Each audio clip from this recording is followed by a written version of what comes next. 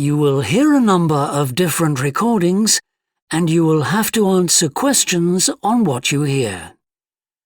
There will be time for you to read the instructions and questions, and you will have a chance to check your work. All the recordings will be played once only. The test is in 4 sections. At the end of the test, you will be given 10 minutes to transfer your answers to an answer sheet. Now turn to Section 1. Section 1.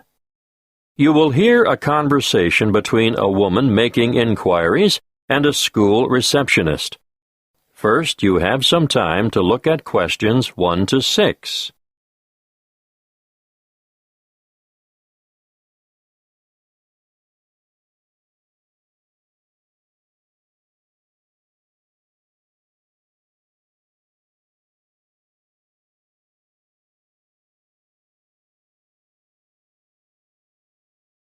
You will see that there is an example that has been done for you. On this occasion, only the conversation relating to this will be played first. Good afternoon, Estelle speaking. What can I do for you? I was told that the school holds, adult education classes. Yes, it does.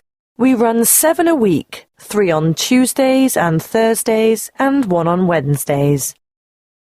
The receptionist, Estelle, says the school holds 7 classes a week, so 7 has been written in the space. Now we shall begin. You should answer the questions as you listen, because you will not hear the recording a second time. Listen carefully and answer questions 1 to 6. Good afternoon, Estelle speaking. What can I do for you? I was told that the school holds, adult education classes. Yes, it does. We run 7 a week, 3 on Tuesdays and Thursdays, and 1 on Wednesdays. Are they all evening classes? No. Because of the number of people who work shifts these days, we've found there's quite a demand for day classes as well. Well, I don't work, and I really want to get out and meet people, so daytime or evening would suit me. What is it you're particularly interested in? Oh, anything really. Okay. On Tuesdays, we have a writing workshop for those people who've always longed to write but are hesitant about putting pen to paper. It's an evening class and runs from 6 to 7:30, but there is a restriction on numbers. Oh! Yes. The tutor has advised us to restrict participants to a maximum of 10 per session, so I'll have to check and let you know if there is room for you. Thank you. Also, on Tuesdays, there is a book club designed for older adults looking to be inspired, to learn and share insights with one another. Are there any restrictions on that? Not really, but you'd have to be able to read the prescribed book each week. You have to read set books, do you? Yes, and keep up with the others by finishing 1 a week. I understand. What else do you have? There's a history group on Tuesdays as well, run by a researcher and historian who provides a fascinating glimpse for you into the lives and society around this area 100 years ago. I don't think so. Well, what about Scrabble Club on Wednesday? It's extremely popular, you know. Sounds good. What time? 2 to 3:30 in the afternoon. Yes. I think I could manage that. Well, if you like Scrabble, you might like to join the chess night on Thursday evenings.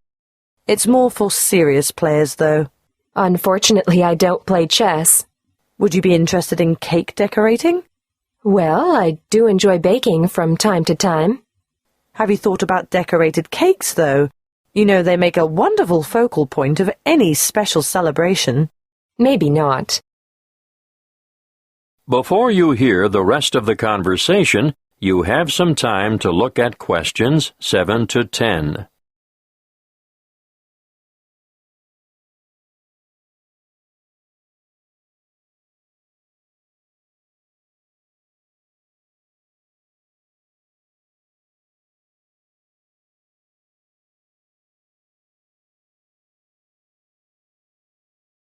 Now listen and answer questions 7 to 10. Look, I don't know if you'd be interested, but next month there's going to be an Adult Learners Week, and it's a great opportunity to learn something new and meet a lot of people. All the events are free, but booking is essential. What are the events? I'll give you a brief rundown, and if you decide there's something in it for you, I can send you all the details. Great! When is it? The first week in September, from the 1st to the 8th. Oh, are they all daytime events? Yes, but some are half-day and some are whole-day sessions.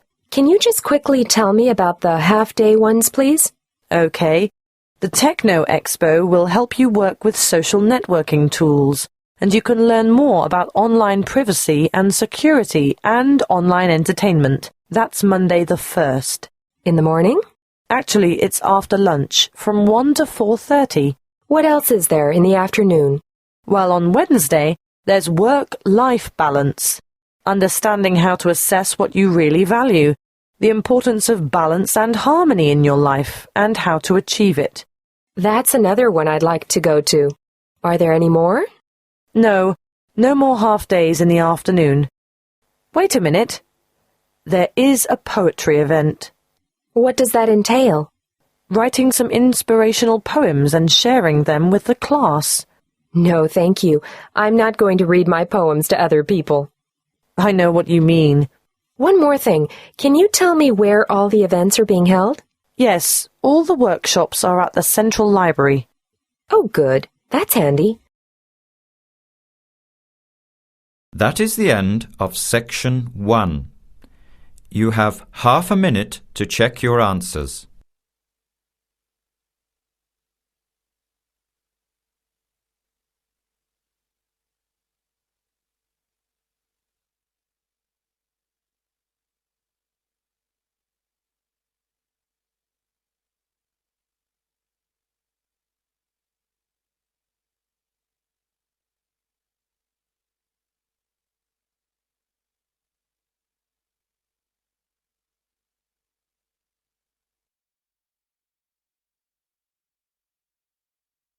Now turn to Section 2. Section 2. You'll hear a guide talking to visitors about a tourist attraction. First, you have some time to look at questions 11 to 14.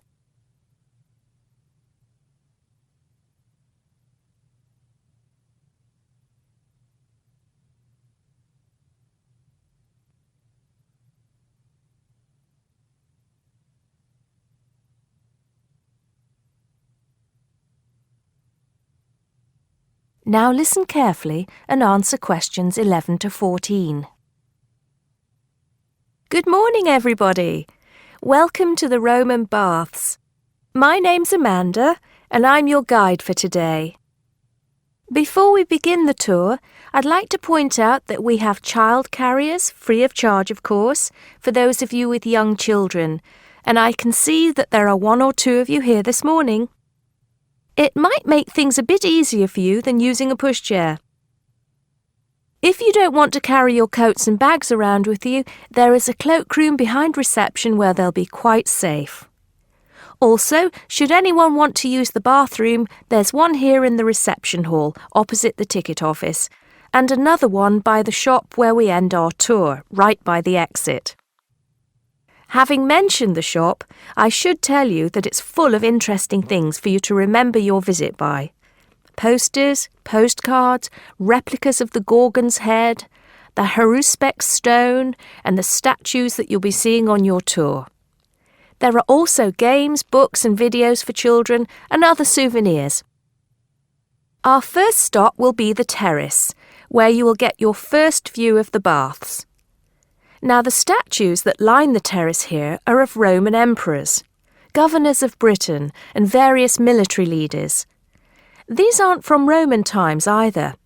In fact, they were sculpted in 1894, especially for the grand opening of the baths in 1897.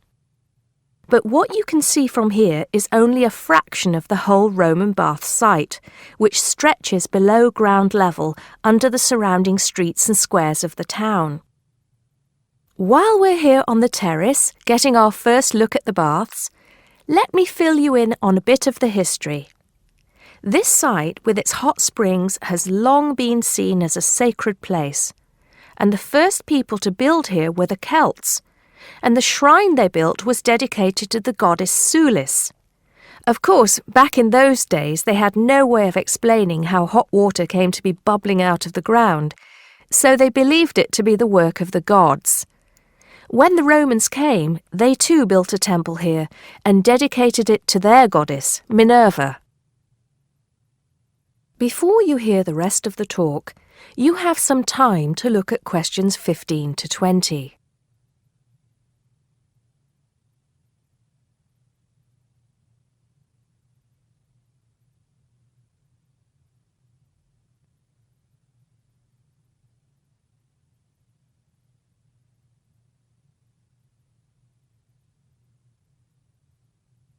Now listen and answer questions 15 to 20. The bath you can see from here is called the Great Bath. Not very imaginative, I know, but it is the biggest. Impressive, isn't it? At one time it was housed in a huge vaulted hall 40 metres high, which for many people of the period must have been the largest building they'd ever seen in their lives. The bath itself is 1.6 metres deep, ideal for bathing, and has steps leading down to the water on all sides. The niches or alcoves you can see all around the bath would have had benches and possibly small tables for drinks and snacks. Not a bad way to spend your free time, relax, and tell yourself it's all good for your health. Let's move on to our next stop, the Sacred Spring. This is the heart of the site, where the hot water bubbles up from the ground at a temperature of 46 degrees centigrade. The water comes up from a depth of between roughly 2,500 and 4,500 metres, where geothermal energy raises the water temperature to between 64 degrees and 96 degrees. Over 1 million litres of this hot water rise up here every day, and as well as being hot, the water is rich in minerals, and it was thought it would cure various ailments and illnesses. In fact, people came here from all over the Roman Empire to try out its healing powers. Before we take a look at the changing rooms and saunas, which are known as the East Baths, and the plunge pools and heated rooms of the west part of the bathhouse, we'll pass through the site of the temple and the temple courtyard. Here we are. This temple is one of only 2 known classical Roman temples in Britain. The other is the Temple of Claudius at Colchester. This temple is said to date from the late 1st century AD, being built between 60 and 70 AD. But the original temple has been knocked about and added to over the centuries, and what you can see here are just bits of the original temple. OK, shall we move on? That is the end of section 2. You now have half a minute to check your answers.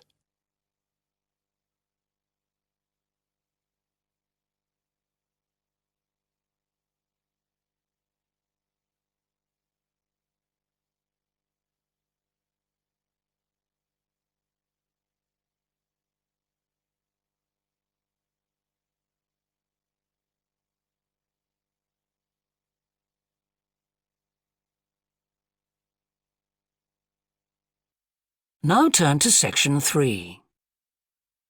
Section 3. You will hear 2 university students discussing how they should prepare for a presentation they are to give. First, you have some time to look at questions 21 to 25.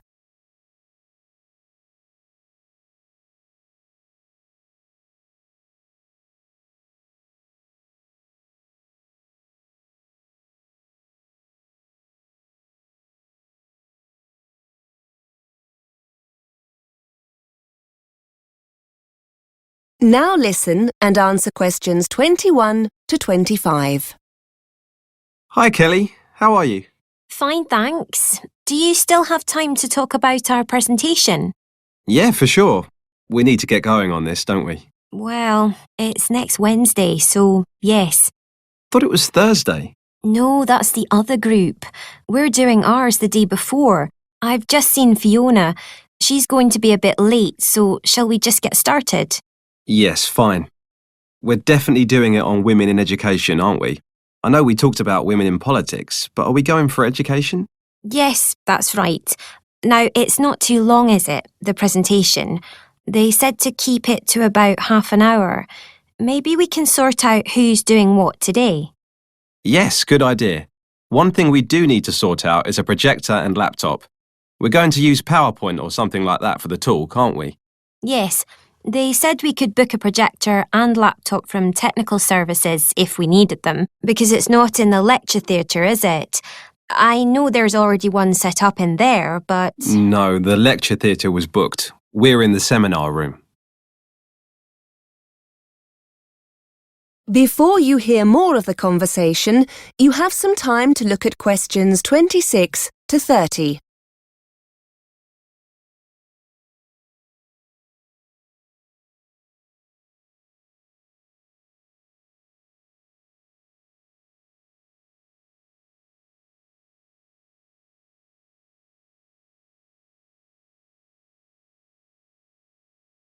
Now listen and answer questions 26 to 30. OK, so what's the next step? We need to work out who's doing what, don't we? Well, we all know the subject, seeing as our last essay was on this topic. Yes, but we can't just stand up and ramble on. It'll need to be structured. I've got an idea. Fiona's essay was brilliant, wasn't it? Why don't we base the talk on that? We can always add bits here and there if we think it needs padding out anywhere. That's a good idea. Shall we ask her to get a copy of it for both of us? Yes, I'm sure she won't mind. We can always let everyone know at the start of the presentation that it's Fiona's work. But we don't want to just read it out. That'll be really boring. It's probably best to make notes from it so that we can improvise a bit on the day. Why don't we break the essay down into sections and the three of us can each take on one section? We can all make notes on our own part and add to it where we think it needs it. That way we can try to make it our own. Yes, I like it. So let's ask Fiona to start the talk off and bring it to a close. She can take on the introduction and conclusion. I know she divided the essay into the situation for women in the past and then compared it to how things are now. So why don't I take the bit on the past and you talk about the situation for women as it is now? OK. If we give ourselves till the weekend to work on it, we can get together on Saturday to see how it's looking. Now, what about the presentation itself? Someone will need to build that and find images. We don't just want to fill each slide with a load of text, do we? No, we don't. Before I forget, I can sort out the laptop and projector. I've got to go down to technical services to get them to have a look at my laptop. They reckon they can get it to run a bit faster. But the presentation, who's good with computers? Do you fancy having a go? I don't mind. But I'll wait until we've met up on Saturday just to make sure we've all got our notes. We'll need images, won't we? Shall we all search for our own to fit our section of the talk? Yes. And then if you and Fiona email them to me, I'll add them to the presentation. Right. That was easy, wasn't it? And look, here comes Fiona. Let's ask her about her essay. That is the end of section 3. You now have half a minute to check your answers.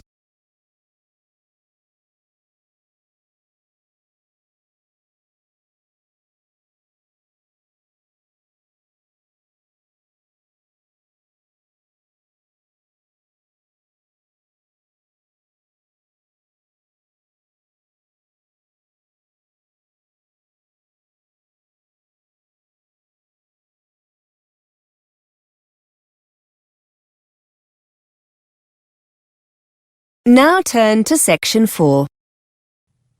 Section 4. You'll hear a lecturer talking to students about sport in Ireland. First, you have some time to look at questions 31 to 33.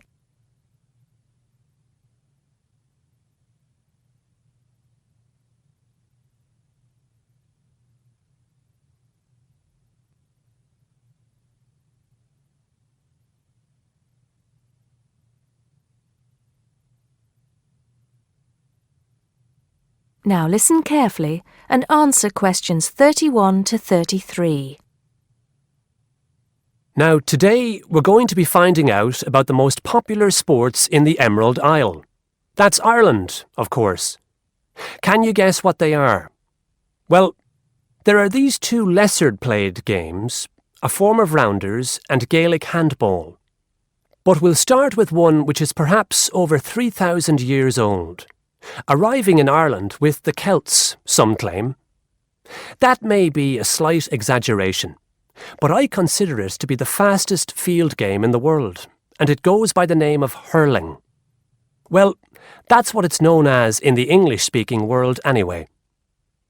So, what do you have to do? You've got 15 players on a team, one of them the goalkeeper.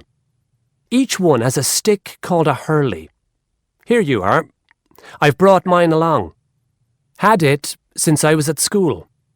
This is what it looks like, and basically you have to get this ball, called a sliotar, that's S-L-I-O-T-A-R, so it's not spelt the way it's pronounced. You hit it into the net for 3 points, or you can hit it over the net for 1 point. The goal looks like the letter H, with the net under the crossbar. The goalie has a bigger stick than the others to help keep the ball out. You can also catch the sliotar and run with it for 4 steps maximum, or bounce it on your stick. Is that clear to you all? I'll be showing you a video a bit later, so you can see what a game actually looks like. You might like to think of it as a mixture of lacrosse, hockey, and baseball. Oh, and it's played by women too, but it goes by the name of camogie in that case. Before you hear the rest of the talk, you have some time to look at questions 34 to 40.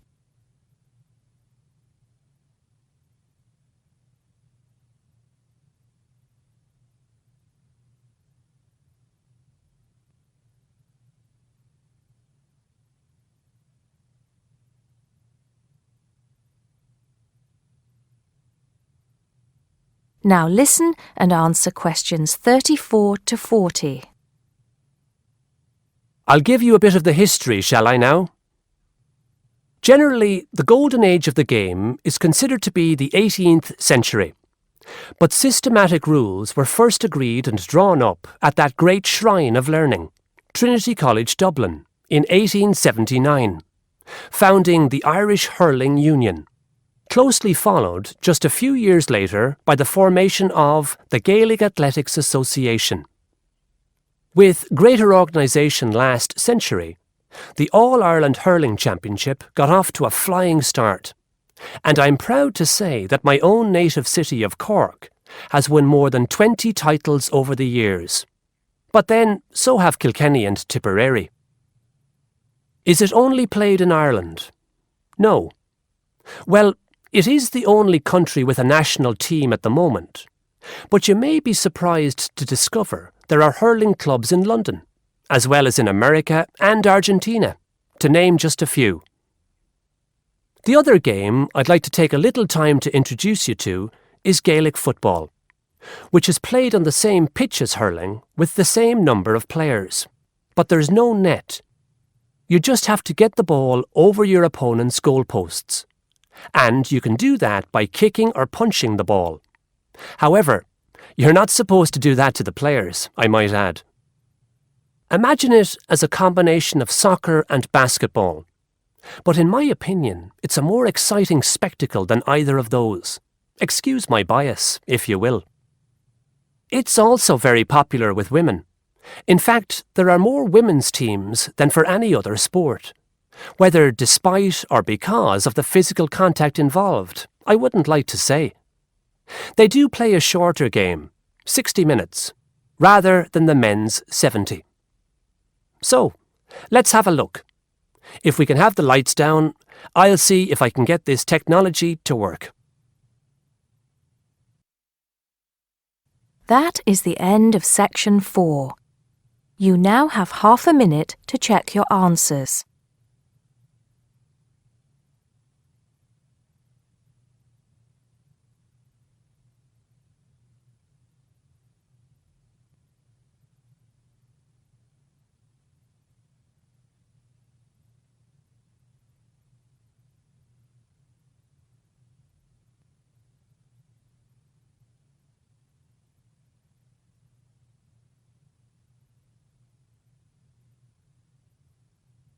That is the end of the listening test.